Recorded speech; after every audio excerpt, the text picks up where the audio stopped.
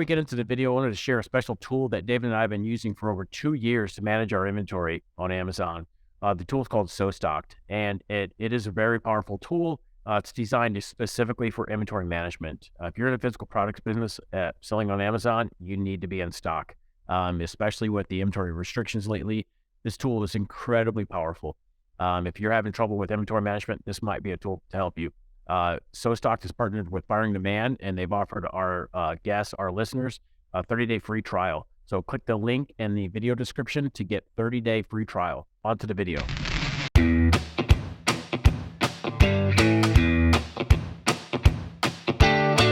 Before we get into the video, I wanted to share a special tool that David and I have been using for over 2 years to manage our inventory on Amazon. The tool is called SoStocked, and it is a very powerful tool. It's designed specifically for inventory management. If you're in a physical products business selling on Amazon, you need to be in stock, especially with the inventory restrictions lately. This tool is incredibly powerful. If you're having trouble with inventory management, this might be a tool to help you. SoStocked is partnered with Firing Demand, and they've offered our guests, our listeners, a 30-day free trial. So click the link in the video description to get 30-day free trial. On to the video. Welcome, everyone, to the Firing the Man podcast. On today's episode, we have the pleasure of interviewing Emanuel Rose. Emanuel is a recognized expert in lead generation, branding, advertising, and the day-to-day operations of a digital agency. For over 25 years, Emanuel has gone to work each day seeking to pioneer cutting-edge lead generation and marketing strategies for the benefit of his clients. Emanuel is the CEO of Strategic E-Marketing, which specializes in machine learning for lead generation. We're very excited to have Emanuel on our show today. Welcome. Thanks so much. I'm glad to be here and have this conversation with you guys. Absolutely. So to start things off, can you share with our listeners a little bit about your background and your path to becoming the CEO of Strategic E-Marketing? You bet. It's the windy path that a lot of us have had, where I was working for an electronics company when the LED light bulbs were first coming out, and I was a brand manager and product manager for these light bulbs, and I had some targets for this company. I exceeded all the targets, and when it came for them to write me my bonus check, they reneged on my contract. And so I went in pretty much the next week and just said, I'm out of here. I took one more short-term job, which I got fired from. I came in as the change agent to help turn some things around, and they told me not to do anything for 90 days. So I got fired from that role, and then I'm like, well, clearly I'm unmanageable, and I better just figure this out for myself. That was about 13 years ago, when social media was just really starting to be on as a necessary activity, and most people didn't understand it. So that's what I started my agency as, a social media agency. Thanks for sharing that story. And it sounds like there were some left turns and some curveballs mixed in there, but you landed softly, and you've been doing this for a while now. And so I want to get right into marketing. Let's say for all the listeners, if they just have a few hours a day, say they're working a full-time job, and then they've got, a few hours at night that they're starting their own brand or their own business, what is the one marketing activity that you would recommend to them to execute on? I would target that 2-minute video once a week, and then Gary V that thing into the 65 pieces of content. So everything starts as video, and whether that's a product review or a success story from a client or some values clarification or a project that they're in the middle of, and then use that video as the cornerstone for the rest of the content. I want to we glossed over that really quick. You made a Gary V reference, Gary V that content. And so for the listeners, Gary, who doesn't know Gary V, his content is everywhere, and he repurposes it, and he does everything. So can you dive into what did you mean by that, and explain and dig into that a little bit on repurposing, things like that? So we take that, shoot the video, edit the video to be a standalone 2-minute for YouTube or for your website, and then transcript the video so that it can then become a short blog post, and then go through and tease out key concepts or key quotes from that blog post, and then build out and repurpose through repurpose.io or some of the other AI tools that are out there to post that content onto TikTok, Instagram, Facebook, LinkedIn, Pinterest, whatever email campaign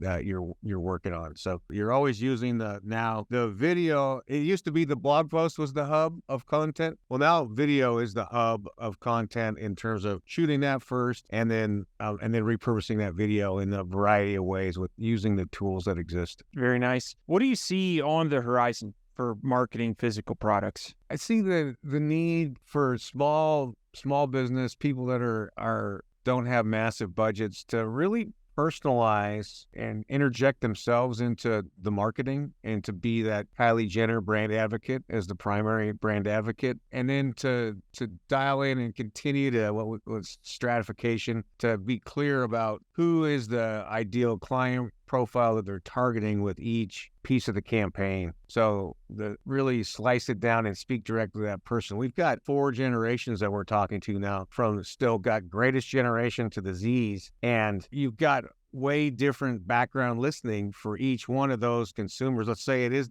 dog products, right? You got Fluffy who's going into the college dorm with the 20-year-old college student, or you got some guy who, was in the Korean War who's getting a collar for his German Shorthair Pointer. You can't speak the same way to each of those target markets. So it's about humanizing from the company side, and then about stratifying correctly into the prospect side. I really like that. I really like that. And that's something that I think on the front end of picking a physical product is picking something that you are passionate about. We see that a lot in e-commerce, where people will just pick a product for the sake of picking it, and seems like it might sell well. That's kind of their basis. And so I really like that. And picking something that you're passionate about is really helpful. So one follow-up on the answer to that question there is kind of like segmenting. You had mentioned kind of like you have 4 generations of people you're marketing to, especially if you have a common product. I've got this water bottle here. Pretty common, right? You could have high school students drinking the water bottle. You could have,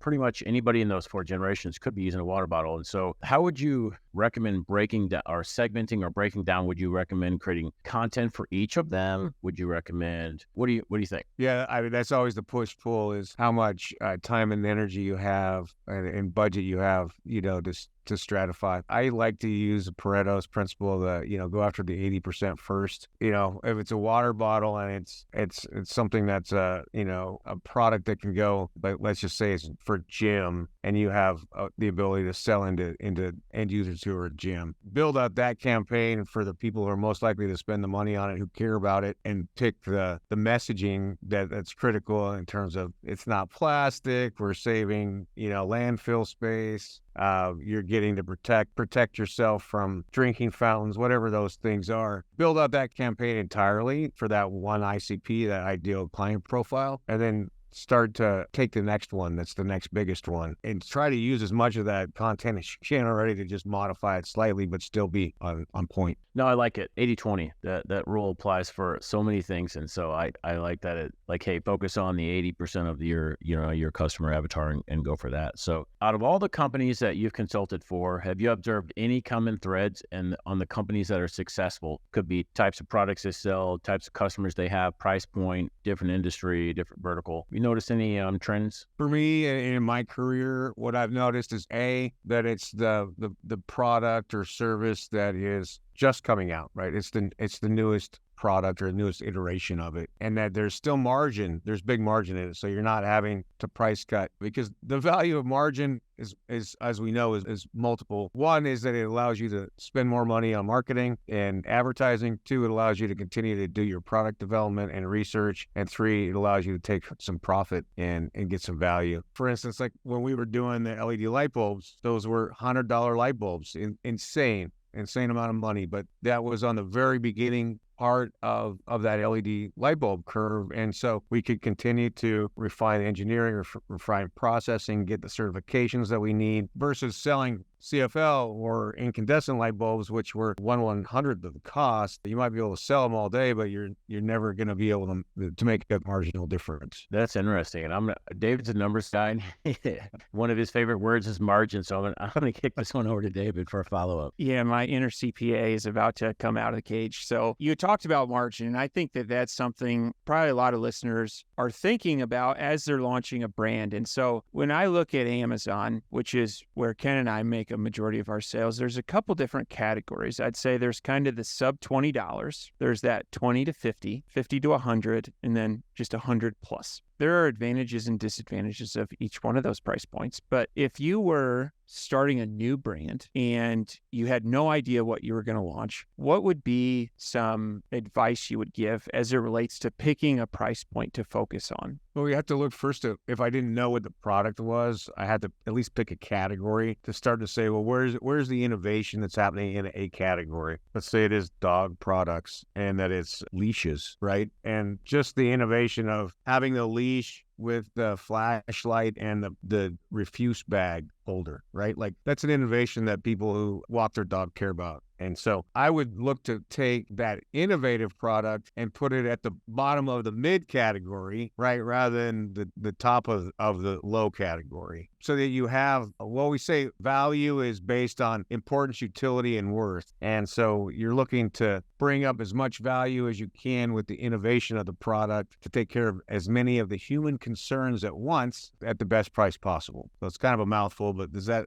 Absolutely. Yeah. I think that makes a lot of sense. And one thing that I want to follow up on is you had mentioned a little bit earlier the ICP, the ideal client profile. And there are a lot of instances. In fact, Ken and I have a couple brands that we manage where us as brand owners is different from the customer avatar. Example comes to mind. We have some friends of the podcast that bought a brand that specializes in sewing. Neither one of these guys has ever run a sewing machine. And so when they are trying to find innovation in a space, they can't really pull on personal experience. And so where are some good spots to go to find that customer avatar and find that innovation in the space? So it's a great question. And it's really simple, which is you go, if you can, to your very best customers and you say, what's missing, weak, flawed, incomplete, and what do you wish that we were doing for you? And you just, A, create your innovation protocols, and B, you're working in to upsell your best clients immediately. I like that. What's weak, what's flawed, and what's incomplete. And missing. Yep. I like that. Jay Abraham talks about that too, right? He says we're on this consistent parade of humans going by us. And it's like, what are people doing before they're buying your service and after they're buying your service or product? And so if we can start as much as possible to integrate small steps into that buying process, then that's where we're able to provide value from innovation so that we're minimizing the number of transactions a human has to take.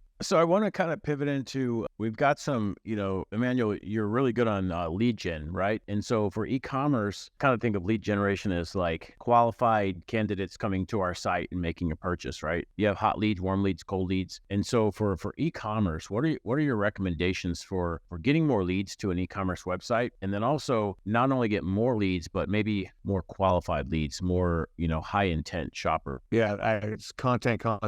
Especially with Gen Z, they're going to do all their research online and they're self-educating. So you have to look at what your buying intent keywords and latent semantic indexing words are so that you're building your content around buying versus just researching. That's number one. And then two is to build out your content into every form possible, or at least the most likely forms that your ICP or your avatar is going to be consuming content and getting as stair stepping them through the process. Important content areas are just general product information, absolutely FAQs, and then comparative into the marketplace and your competition, so that you're teeing all that up for them, and they can go and do that research from your content rather than having to go back around it. That's actually, we've been doing that in our companies for the last few months. So I'll share with the audience and with you, Emanuel, is we've been doing content for probably going on 3 years now on our websites, just generating content, blog style content to get Google organic traffic, and it works. Over time, traffic builds up. And then recently, probably a year ago, we turned on a tool that captures anonymous email leads. So we started running email marketing to these. And so two of the brands, decent sales. One of the brands has a larger email list, but conversion rates are super low. Mm-hmm. So we start looking into that. And it was exactly what you mentioned, buyer intent keywords. And so the strategy 3 years ago was, hey, let's get traffic. And now our strategy is pivoting it. Well, now that we're wasting money on email marketing and those leads are not converting, Yeah. And so, and for example, for the audience, like let's stick with the water bottle. So we were writing articles on, let's say, can a water bottle be too big, or do water bottles leak, or what are water bottles made of, versus the buyer intent keywords would be, where can I buy the best water bottle? What are the top 5 water bottles to buy? Buyer intent keywords. And so I just wanted to kind of reiterate that how important that is in terms of e-commerce. And if you're getting leads, if you're purchasing leads like we are for emails, or the organic traffic that's coming in is not going to look for something to buy. They're researching. They're in research mode. We don't want those on our e-commerce site. We want hot leads, like someone that's searching for that. And so that's excellent. And in terms of the content reference, creating more content. So keyword research is kind of one thing, and then content around that. So what are some examples of, like, blog posts are one thing, but like video and stuff, what would you recommend in terms of that? The product review is awesome, and that kind of video content. Also, any kind of success stories or satisfied client stories that you can reference. You don't have to say the person's name and where they live, but just like, hey, this was a situation that happened. This is how we solved it. Or this person took my water bottle to Kilimanjaro and they drank tea at the top of the mountain. It's altitude proof, or some stories that add flavor and some dimensionality to it so that people can start to dream themselves into your product for the experience they're looking for. Okay, perfect. So customer generated content or user generated content is kind of like helps the philosophy of a shopper, a potential customer looking at that saying, hey, I could picture myself at the top of Mount Kilimanjaro drinking tea or whatever. And so I like it. People get really hung up on this user generated content though, and they're like, well, I need to get a form, I need to get their photo, I need to have their story, all these things. And it's like, I just say, cut to the chase, get the summary, give a view of who that client is and what they're doing with it, and don't get hung up on the person. Get hung up on the story and the narrative that you're trying to do to support your product. I want to explore this a little bit more, because the user-generated content, it is gold. I mean, at least that's what we found. However, getting it is something, the customers already bought from us. We're very thankful for that.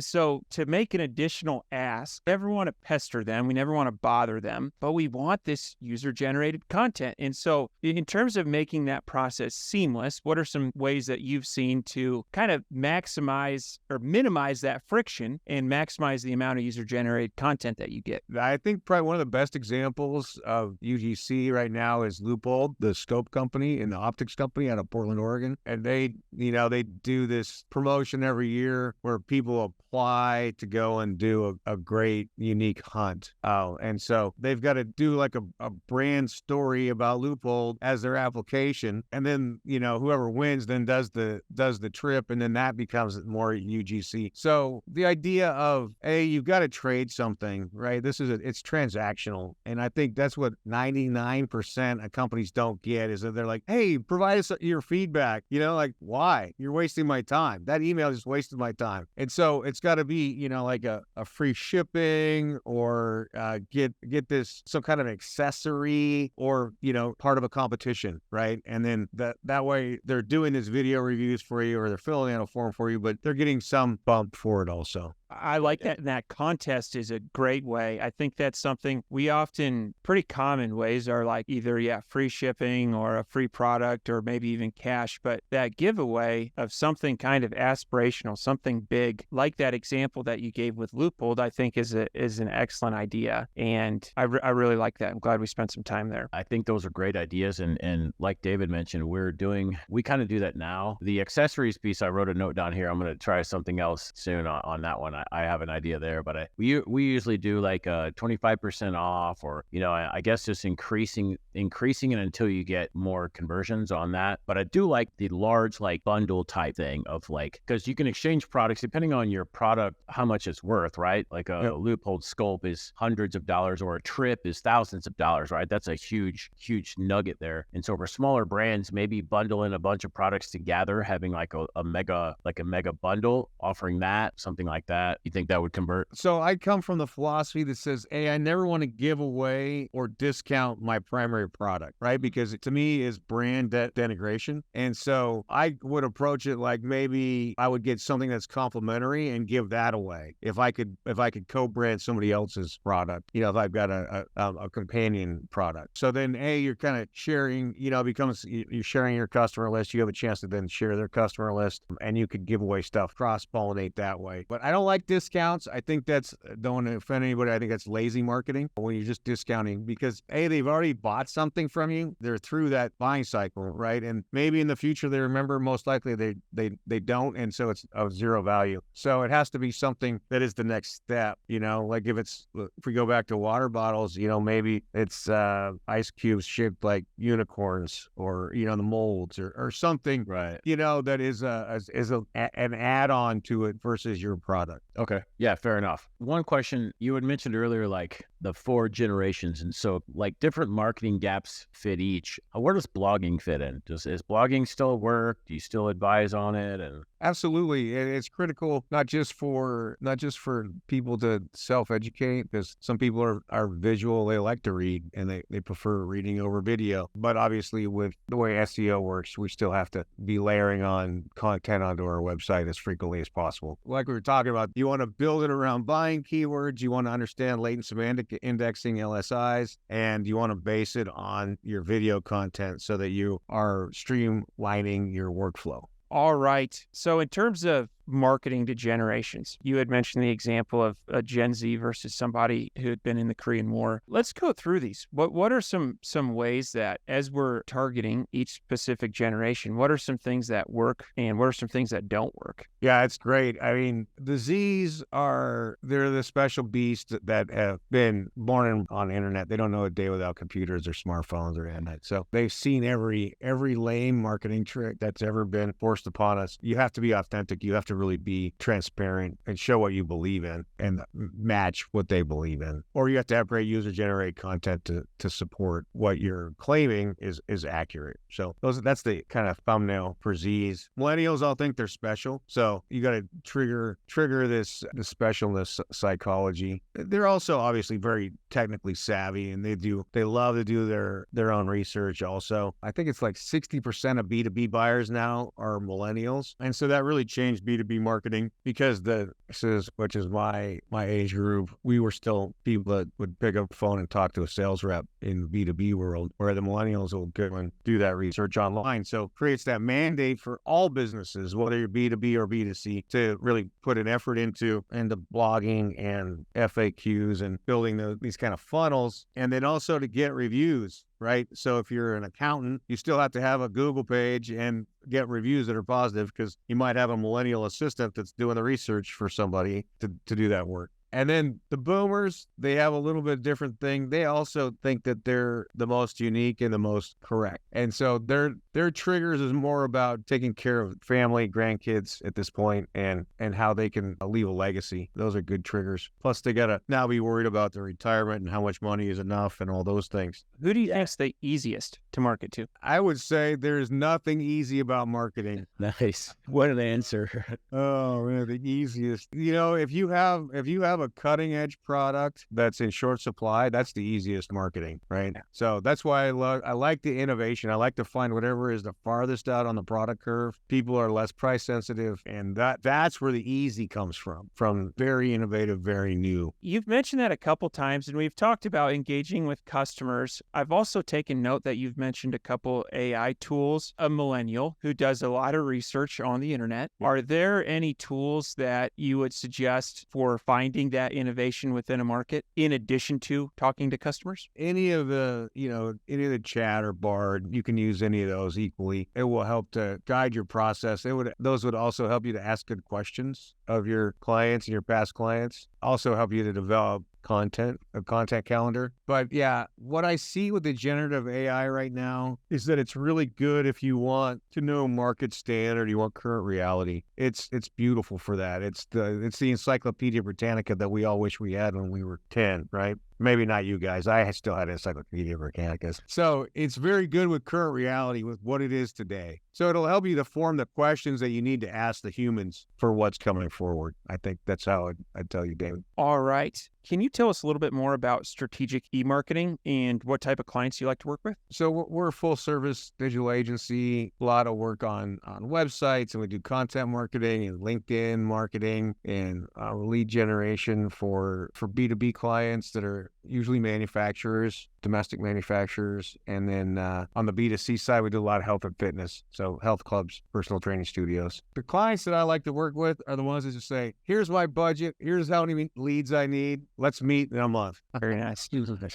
My team's got the walking papers. We can go and build a black box to get the output that is leads, and then they can manage the sales. And David, do we want to cover anything else before we get into the fire round? No, let's get to it. All right. So Emanuel, we run all of our guests through what's called a fire round. Are you ready? I'm ready. What is your favorite book? Favorite book is Siddhartha by Herman Hesse. Excellent. What are your hobbies? Fly fishing, backpacking, bird hunting. Nice. Outdoorsman. I love it. What is one thing that you do not miss about working for the man? His schedule. All right. Last one. What do you think sets apart successful entrepreneurs from those who give up, fail, or never get started? Ready, fire, aim, and repeat as needed. And being willing to make mistakes and pick yourself up and try another way. All right, Emanuel, for all of our listeners that may be interested in working with you or strategic e-marketing, what is the best way to get in touch? On the web at emanuelrose.com or strategicemarketing.com. Contacts there. Yeah.